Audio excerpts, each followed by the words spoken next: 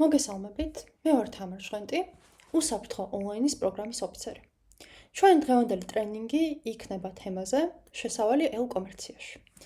პირველ რიგში მოკლედ გაგაცნობთ ჩვენს პროგრამას, უსაფრთხო ონლაინი, უსაფრთხოების ხელშეწყობა და ქალთა გაძლიერება ციფრულ ეკონომიკაში დაიწყო 2023 წლის სექტემბრიდან და გრძელდება 3 წლით. პროგრამას ახორციელებს Mercy Corps-ის წარმომადგენლობა საქართველოში, ხოლო სომხეთში პარტნიორი ორგანიზაცია იმინაი.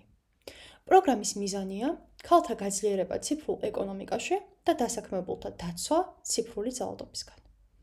უსაფრთხო ონლაინის ამოცანაა, რომ დაეხმაროს ყველა დასაქმებულ ადამიანს, რომელიც ონლაინ ძალადობის წინაშეა, ან შეძლოს ონლაინ ძალადობის პრევენცია. ასევე ხელი შეუწყოს ქალთა ჩართულობას ციფრულ ეკონომიკაში, დაინტერესებული მხარეების დახმარებით შეიმუშაოს საჭირო მექანიზმები და ჩაატაროს ტრენინგები, რათა მათი ბიზნესი ციფრულ სივრცეში იყოს მეტად დაცული.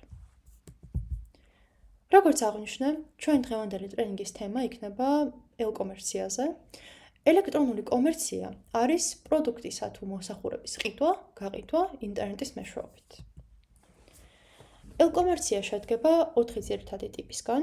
პირველი ეს არის B2C, ანუ როდესაც კომპანიები ყიდიან თავის პროდუქტს უშუალოდ მომხმარებელზე, ამის მაგალითი შეიძლება იყოს Amazon, Temu და სხვა. მეორე ტიპი ელ-კომერციისა ეს არის B2B, ანუ როდესაც ბიზნესი ყიდის თავის პროდუქტს სხვა ბიზნესებზე. მაგალითად, როდესაც Coca-Cola ყიდის თავის პროდუქციას McDonald's-ზე. შემდეგი ტიპი ელ-კომერციისა ეს არის C2C, ანუ როდესაც ინდივიდი ყიდის თავის პროდუქტს სხვა პიროვნებაზე. მაგალითად, eBay საქართველოს შემთხვევაში ძალიან ცნობილი არის My Market-ი და ასევე Facebook Marketplace-ი. და ბოლო ტიპი ელ-კომერციისა ეს არის C2B, ანუ როდესაც მომხმარებელი ბიზნესს თავაზობს თავის სერვისს. უშუალოდ საქართველოში ელ-კომერცია ბოლო წლების განმავლობაში საკმაოდ გაიზარდა. ისევე პოპულარული არის ონლაინ მაღაზიების რაოდენობა და მომხმარებლების ნდობა და ჩართობა ციფრულ ვაჭრობაში. მომხმარებლებისთვის პოპულარულია ისევე როგორც ადგილობრივი, ასევე საერთაშორისო პლატფორმები. ელ-კომერციის განვითარებას ხელს უწყობს პირველ რიგში მომხმარებლების მზარდი ნდობა ონლაინ გადახდების მიმართ, ლოჯისტიკისა და კურიერული მომსახურების გაუმჯობესება და რაც მთავარია სოციალური მედიისა და ციფრული მარკეტინგის როლი გაყიდვებში. საქართველოში ყველაზე ცნობილი ტექნოლოგიური ეკოსისტემა არის TNET, რომელიც აერთიანებს 10 ციფრულ პლატფორმასა და 5 მობილურ აპლიკაციას. ამ პლატფორმებს თვეში 2 მილიონამდე უნიკალური მომხმარებელი ყავს. მე გაგაცნობთ TNET-ის პლატფორმებს. პირველი არის ყოველსათვის ცნობილი Ticket.gr, რომელიც არის ბილეთების გასაყიდი პლატფორმა. Ticket.gr-ზე ასევე შევხვდებით სხვადასხვა ტურების ბილეთებსაც და სხვა სერვისებსაც. ასევე Swoop.gr, რომელიც არის ფასდაკლებების ვებსაიტი, სადაც შევხვდებით კინოს ბილეთების, რესტორნების, სასტუმროების თუ გასართობი ცენტრების ფასდაკლებებს. შემდეგი ცნობილი პლატფორმა, რომელიც უკვე აღვნიშნე, ეს არის C2C პლატფორმა My Market-იც TNET-ს ეკუთვნის. ასევე უძრავი ქონების ყიდვა-გაყიდვის პლატფორმა My Home.gr, მანქანის ყიდვის პლატფორმა My Auto.gr და ასევე ავტონაწილების ყიდვა-გაყიდვის პლატფორმა My Parts.gr. TNET-ს ასევე აქვს ვაკანსიების პლატფორმა My Jobs.gr და აპლიკაცია Super App, რომელიც აერთიანებს TNET-ის პლატფორმებს ერთ აპლიკაციაში. ასევე უძრავი ქონების ყიდვა-გაყიდვა Livo და ელექტრონული წიგნების პლატფორმა Saba. სხვა ცნობილი პლატფორმები საქართველოში ეს არის Veli.gr, რომელიც არის B2C პლატფორმა და მას თვეში დაახლოებით 500,000 უნიკალური ვიზიტორი ყავს.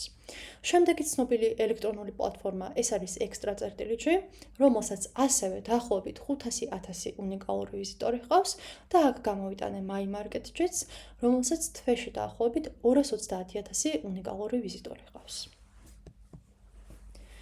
როდესაც ჩვენ საუბრობთ ელექტრონულ კომერციაზე, აუცილებელია გავითვალისწინოთ, როგორი მარკეტინგული მეთოდები გამოიყენება ელექტრონულ გაყიდვებში.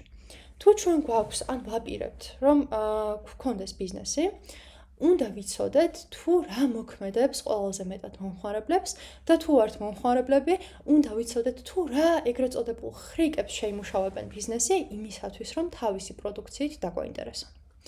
პირველი და ძალიან ხშირად გამოყენებადი მეთოდი ეს არის, როდესაც ჩვენ ნივთს ვამატებთ კალათაში და ძალიან მოკლე დროში მოგვდის შეხსენებები, შეტყობინებები, რომ ნივთი არის კალათაში და შევიძინოთ. შემდეგი, როდესაც ვიღებთ ფასდაკლებების პრომოკოდებს. მსგავსი პრომოკოდები მომხმარებლებსაც ძალიან დადებითად მოქმედებს, იმიტომ რომ ექნებათ განწყობა, რომ მათ რაღაც უფრო იაფად შეიძინეს და ძალიან ცდილობენ, რომ ეს ფასდაკლების პრომოკოდები გამოიყენონ და შესაბამისად გაყიდვებიც ონლაინ მაღაზიებს ძალიან ეზრდებათ ამ პრომოკოდების გაცემით. ასევე ძალიან ცნობილი მეთოდია, როდესაც ონლაინ მაღაზიები ქმნიან ხელოვნურ დეფიციტს. ანუ პირობითად თუ ჩვენ რომელიმე პროდუქტს გარკვეულ საიტზე ვეწვიეთ და ვნახეთ, რომ იგი მარაგშია, თანაც დიდი რაოდენობით, პროგრამა აღიქვამს, რომ ჩვენ ამ პროდუქტით დავინტერესდით, ვეწვიეთ კონკრეტულ გვერდს და ძალიან მცირე დროში აღმოვაჩენთ, რომ პროდუქტი არის ძალიან მცირე რაოდენობით, შეიძლება 2 ან 3 ცალი დარჩენილი, ხო? ეს არის ხელოვნური დეფიციტი. მართალია შეიძლება პროდუქტი ძალიან მალე იყიდებოდეს მცირე დროში, თუმცა უმეტესწილად მაღაზიები ხელოვნური დეფიციტით დიდ მოგებას პოულობენ, რადგანაც მომხმარებელზე ფსიქოლოგიურად ზემოქმედებენ, რომ იმ პროდუქტით, რომლითაც დაინტერესდნენ, მალე იყიდება და სულ ცოტა დრო აქვს დარჩენილი. შესაბამისად, გადაწყვეტილების მიღება უწევთ მცირე დროში და დაჩქარებული გადაწყვეტილებით შემდეგ შეიძენენ პროდუქტს. ასევე მომხმარებელზე ძალიან კარგად მოქმედებს, როდესაც მაღაზია მათ სთავაზობს უფასო მიწოდებას, ასევე შეხსენების შეტყობინებები ან მეილები, რომ ნივთი კალათაში არის დამატებული. ასევე ძალიან ცნობილი მეთოდია, როდესაც ბანდლ შეთავაზება აქვთ ონლაინ მაღაზიებს, ანუ მაგალითად 3 ერთ და იგივე ტიპის პროდუქტი გარკვეულ პროცენტიანი ფასდაკლებით. თუმცა, როგორც მომხმარებლის თვალსაზრისით რომ შევხედოთ ამას, ეს ბანდლ შეთავაზება ხშირად ნამდვილად არ არის მომგებიანი და მომხმარებლის პერსპექტივით სასურველია რომ გადავხედოთ და გადავამოწმოთ, რამდენად მომგებიანი არის ჩვენთვის როგორც მომხმარებლისთვის ეს ბანდლ შეთავაზება და ბიზნესის მფლობელებისთვის აღნიშნავ, რომ ეს ხრიკი, ეს მეთოდი ძალიან კარგად ჭერს მომხმარებელზე და მასზე ფსიქოლოგიურად ზემოქმედებს, რომ ფულს ზოგავს. ასევე ძალიან ცნობილი მეთოდია იყიდე მეტი და ზოგე მეტი, რომელიც მომხმარებელს ისევ ფსიქოლოგიურად აფიქრებინებს, რომ უპირატესობაში იმყოფება და მეტი თანხა დაზოგა. ასევე მომხმარებელზე ძალიან კარგად მოქმედებს, როდესაც იღებს პერსონალიზირებულ შეტყობინებებს. მაგალითად, როდესაც ელფოსტაზე მიდის რეკლამა და თავში არის მისი სახელი დართული და მისი ინტერესებიდან გამომდინარე არის პროდუქტები შეთავაზებული, ეს მომხმარებელზე ძალიან დადებითად მოქმედებს და ასევე მომხმარებელს ძალიან განაწყობს დაბადების დღეზე მიღებული შეტყობინებები. მაგალითად, ალბათ ყველას მიგვიღია აფთიაქისგან თუ ბანკისგან დაბადების დღის მილოცვის შეტყობინებები და ეს მომხმარებელს ბრენდთან უფრო აკავშირებს, უფრო აახლოვებს და თავს უფრო დაფასებულად აგრძნობინებს. ასევე მომხმარებელზე ძალიან მოქმედებს და უფრო უბიძგებს, რომ პროდუქტი შეიძინოს, თუ კი ფასდაკლება არის შეზღუდული დროით. აი მაგალითად, შეხვედრიათ საიტზე გარკვეული დღით, საათით, წუთით და წამით, აი მთელი წამზომი რომ არის მოცემული და აი ამ დროში მხოლოდ შესაძლებელი არის რაღაც ნივთის ფასდაკლების შეძენა. ესეც მომხმარებელს ამყოფებს რაღაც დეფიციტში, თითქოს მალე უნდა მოასწროს შეძენა იმისათვის, რომ ფასდაკლებით ისარგებლოს და უფრო იაფად შეიძინოს ნივთი. ახლა განვიხილოთ ელ-კომერციის პლატფორმები. თუ ჩვენ დაინტერესებული ვართ, რომ გქონდეს ჩვენი ციფრული პლატფორმა, უნდა გავითვალისწინოთ ის, რომ დამწყები მეწარმეებისთვის ძალიან დიდ თანხებთან არის დაკავშირებული უშუალოდ კერძო პროგრამისტის დაქირავება და კერძო დაკვეთის მიხედვით საიტის დამზადება. ეს მოითხოვს ძალიან დიდ რესურსს, დროს და ფინანსებს. ძალიან მარტივი გამოსავალი არის, რომ ავარჩიოთ ჩვენთვის შესაბამისი პლატფორმა თავად. აქ მე ჩამოვთვალე ყველაზე ცნობილი ციფრული პლატფორმები და განვიხილოთ თითოეული. პირველი ეს არის Shopify, რომელიც არის საკმაოდ მარტივი და მზა გადაწყვეტილება. ჩვენ შეგვიძლია, რომ ჩვენით ავაწყოთ საიტი, დავამატოთ კატეგორიები, პროდუქცია, ფასი, სურათები და სხვა უკვე გამზადებულ პლატფორმაზე. Shopify, როგორც აღნიშნე, არის ძალიან მარტივი, არ არის ამისთვის საჭირო კონკრეტული ცოდნა პროგრამირების სფეროში, თავადაც ძალიან მარტივად შევძლებთ, რომ ჩვენი პროდუქცია, ჩვენი სერვისი ავაგოთ უკვე გამზადებულ საიტზე. შემდეგი ცნობილი ციფრული პლატფორმა, ეს არის WooCommerce, რომელიც არის ასევე ძალიან მარტივი და მოქნილი პლატფორმა. შემდეგი არის Wix-ი, რომელიც გამოირჩევა ვიზუალით, არის ძალიან მარტივად ასაწყობი და ძალიან კარგი დიზაინი აქვს და საკმაოდ ბევრ დიდ კომპანიას სწორედ Wix-ზე აქვს თავისი საიტი აწყობილი და აგებული. და ასევე ერთ-ერთი ყველაზე ძველი და ცნობილი პლატფორმა ეს არის WordPress-ი, რომელიც არის დღესდღეობითაც ყველაზე ხშირად გამოყენებადი, თუმცა კარგი იქნება თუ გავითვალისწინებთ, რომ თუ ჩვენი საიტი უნდა იყოს დატვირთული, თუ უნდა განვათავსოთ ბევრი ინფორმაცია, შეიძლება ამ საიტის გადატვირთვას დასჭირდეს შედარებით მეტი დრო. ამიტომ ყურადღება მივაქციოთ, რამდენად დატვირთული უნდა იყოს ჩვენი საიტი და თუ საკმაოდ ბევრი ინფორმაცია უნდა იდოს, უნდა ველოდოთ იმას, რომ შეიძლება გადატვირთვას ცოტათი მეტი დრო დასჭირდეს. რაც შეეხება პროდუქტის დამატებას საიტზე და მენეჯმენტს. თუ უკვე ჩვენ გვაქვს საიტი და e-კომერციაში უკვე ჩვენი ბიზნესი არის განთავსებული, მოცემული, უნდა გავითვალისწინოთ, რომ სწორად დავამენეჯმენტოთ ჩვენი ვებსაიტი. ანუ აუცილებელი არის, რომ ონლაინ გადახდების ინტეგრაცია შევძლოთ. პირველ რიგში გვქონდეს შეთავაზებული საიტზე ონლაინ გადახდები. ეს შეიძლება იყოს TPC, საქართველოს ბანკი ან სხვა. თუ ჩვენ საერთაშორისო ბაზარზეც მუშაობთ, სასურველი არის, რომ PayPal-ის გადახდის სისტემაც დავამატოთ. ასევე, როდესაც ჩვენ უკვე გვაქვს საიტი და უნდა განვათავსოთ ჩვენი პროდუქცია ამ საიტზე და გავყიდოთ, აუცილებელი არის, რომ შევთავაზოთ ძალიან კარგი გასაგები აღწერა, იყოს პროდუქტის სათაური, კარგი ხარისხის ფოტოები და რაც მთავარია ფასი. იმიტომ რომ მომხმარებელი, როდესაც დაინტერესდება ჩვენი პროდუქციით, ჩვენი ბიზნესით და ეწოვა ჩვენ საიტს, ჩვენ მაქსიმალურად უნდა მოახერხოთ, რომ მივაწოდოთ ყველა ინფორმაცია, ყველა კითხვაზე გავცეთ პასუხი, რამაც შეიძლება რომ დაინტერესოთ. იმიტომ რომ თუ მათ კითხვა გაუჩნდათ და ეს კითხვა დარჩა პასუხგაუცემელი, შეიძლება აღარც გაუჩნდეთ სურვილი, რომ ეს შეიძინონ, ან არ გქონდათ უბრალოდ დრო და სურვილი, რომ პირად შეტყობინებაში, სოციალურ ქსელში დაკავშირებით გადაამოწმონ რაღაც დეტალები. ამიტომ ჩვენ მაქსიმალურად უნდა მოვათავსოთ ყველა ინფორმაცია ჩვენ საიტზე. ჩვენი საიტი, რომელიც იქნება ძალიან დიდი სავიზიტო ბარათი მომხმარებლისთვის.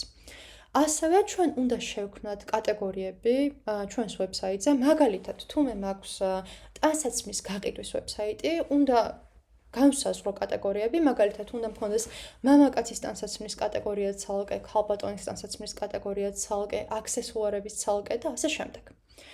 თუ მე თავიდანვე პირველივე ეტაპზე ვერ მოვახერხე, რომ შევძლო ონლაინ გადახდების ინტეგრაცია, მაშინ მომხმარებელს უნდა შევთავაზო სხვა კომფორტული ალტერნატივა, რომელიც შეიძლება იყოს საბანკო გადარიცხვები. ასევე მე ჩემს ვებსაიტზე უნდა მქონდეს მიწოდების დრო, ფასები და რეგულაციები. იმიტომ რომ როდესაც მომხმარებელი დაინტერესდება პროდუქციით და უკვე გადაწყვეტს რომ შეიძინოს, მას უნდა ჰქონდეს ინფორმაცია თუ დაახლოებით რამდენ სამუშაო დღეში მიეწოდება პროდუქცია, რა ღირს მიწოდების სერვისი, ან თუ უფასოა, ესეც აღნიშნული უნდა იყოს და ასევე უნდა იყოს საიტზე რეგულაციები. მაგალითად, მომხმარებელს წინასწარ უნდა ჰქონდეს ინფორმაცია თუ შეუძლია პროდუქტის დაბრუნება ან გადაცვლა, იმისათვის რომ სავარაუდო გაურკვევლობა თავიდან ავიცილოთ. და რაც მთავარია ჩვენს ვებსაიტზე უნდა იყოს პროდუქტის მარაგი კონტროლირებული. ანუ ჩვენ თუ გარკვეული რაოდენობით გვაქვს პროდუქცია, ეს რაოდენობა ზუსტად უნდა იყოს მითითებული საიტზეც და თავიდან ავირიდოთ ისეთ გაურკვევლობა, რომ მაგალითად მომხმარებელს უჩანს საიტზე, რომ პროდუქტი მარაგში არის, მაგრამ სინამდვილეში ჩვენ ონლაინ მაღაზიას ეს პროდუქცია ფიზიკურად არ გაგვაჩნია. იმისათვის, რომ მსგავსი უსიამოვნება თავიდან ავიცილოთ და ავირიდოთ, უნდა გავაკონტროლოთ, რამდენად მარაგში არის ჩვენი პროდუქტი და ანალოგიური ინფორმაცია უნდა გადავიტანოთ საიტზეც. რაც შეეხება მარკეტინგს სოციალურ მედიაში. სოციალური მედია დღეს არის პირველი სავიზიტო ბარათი ჩვენი ონლაინ მაღაზიისთვის. და ძალიან დიდი ყურადღება უნდა მივაქციოთ ჩვენ ბიზნესებმა სოციალურ მედიას. აუცილებელი არის კონტენტის სელექცია, მისი სწორად განსაზღვრა. ჩვენ უნდა ვიფიქროთ და გავარკვიოთ, ვინ არის ჩვენი მყიდველი, ვინ არის ჩვენი კლიენტი. და ამის მიხედვით უნდა განსაზღვროთ, რა ტიპის სურათებს, ვიდეოებს და პროდუქციას დავდებთ. ასევე სასურველი არის, რომ ჩვენი პროდუქცია ხილვადი იყოს Google-ში. ამისათვის კარგი იქნება თუ გამოვიყენებთ Google Ads Managers. მაგალითად, თუ მე მაქვს სუვენირების ბიზნესი და პიროვნებამ დაგუგლა სუვენირების შეძენა. სასურველი არის, რომ Google-ში პირველივე გვერდზე ამოვიდეს ჩემი საიტი ან სოციალური ქსელი. ხილვადობა Google-ში რომ გავზარდოთ, ამისთვის კარგი იქნება თუ Google Ads Managers ვეწვევით და გავიგებთ თუ როგორ შეიძლება ჩვენი საიტი, ჩვენი სოციალური ქსელი მეტად ჩანდეს Google-ში. ასევე აუცილებელი არის რეკლამები და პოსტები სოციალურ ქსელებში. ჩვენ სწორად უნდა განსაზღვროთ თუ რა ასაკობრივი კატეგორიისთვის ვარეკლამებთ ჩვენს პროდუქციას, რომელი სქესისთვის, ქალებისთვის უფრო საინტერესო იქნება, მამაკაცებისთვის თუ ორივესთვის. და ასევე უნდა გავარკვიოთ თუ რომელ რეგიონში შეიძლება იყოს ჩვენი პროდუქცია ყველაზე მოთხოვნადი. ასევე კარგი იქნება თუ შევარჩევთ საკონცო სიტყვებს, მაგალითად გამოვიყენებთ სწორ ჰეშტეგებს და როგორც აღვნიშნე, პროდუქტის აღწერის ოპტიმიზაცია არის აუცილებელი. ჩვენ საიტზე პროდუქციის აღწერა რომ დეტალურად და გასაგებად უნდა იყოს, ეს კარგი. მაგრამ ასევე ანალოგიურად დეტალურად და გასაგებად უნდა იყოს ჩვენი პროდუქტის აღწერილობა სოციალურ ქსელში. რაც შეეხება სოციალურ ქსელებს, სასურველია რომ ჩვენი ბიზნესისთვის ჰქონდეს Facebook-ის, Instagram-ის, TikTok-ისა და LinkedIn-ის ანგარიშები. ახლა ვისაუბროთ მომხმარებლის მოზიდვის ტექნიკებზე. საძიებო სისტემის ოპტიმიზაცია არის აუცილებელი, იმისათვის რომ მომხმარებელმა მარტივად მოძებნოს ესა თუ ის პროდუქცია და სერვისი. სწორი საკონცო სიტყვები, ჰეშტეგების გამოყენება, სწორი და საინტერესო აღწერა არის აუცილებელი. თუმცა ასევე კარგი იქნება თუ ჩვენს პროდუქციას ბლოგსა და სტატიებშიც დავარეკლამებთ. მაგალითად, ბლოგის და სტატიის ირგვლივ არსებული პროდუქცია არ შეიძლება აღქმული იყოს როგორც აგრესიული მარკეტინგი, იმიტომ რომ მე თუ ვკითხულობ პირობითად ბლოგს საუკეთესო სასტუმროები კახეთში, მსგავსი სტატია ან ბლოგი არ არის მიჩნეული მომხმარებლისთვის როგორც აგრესიული მარკეტინგი. და თუ ჩემი ბიზნესი რომელიმე ბლოგში ან სტატიაში იქნება ნახსენები, ეს მომხმარებლისთვის იქნება უფრო მეტად ინფორმატიული, ვიდრე რეკლამის ან აგრესიული მარკეტინგის მაგალითი. ასევე სასურველია, რომ ჩემს ვებსაიტზე მქონდეს დადებითი შეფასებები.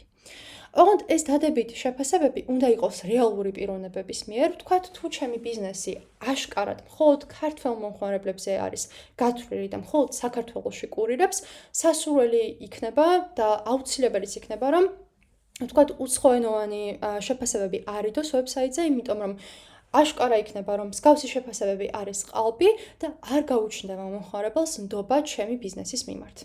და ძალიან კარგი იქნება, თუ ჩვენ როგორც დამწყები ბიზნესები, ვებსაიტის სიახლეების გამოსაწერად, ამის სანაცვლოდ ჩვენ მომხმარებელს შევთავაზებთ გარკვეული პროცენტით ფასდაკლების ვაუჩერს. ეს კარგი არის იმიტომ, რომ მომხმარებელს მიუვა შეტყობინება ჩვენი ფასდაკლებების ან ახალი ინვენტარის შესახებ და ამის სანაცვლოდ ჩვენ 10, 15 ან 20%-იან ფასდაკლებას შევთავაზებთ. და ეს გაცვლა რეალურად ბიზნესისთვის ძალიან ხშირად არის ფრიად მომგებიანი. ძალიან დიდი მადლობა ყურადღებისთვის, ჩვენი მოსმენისთვის და ამით დაგემშვიდობებით.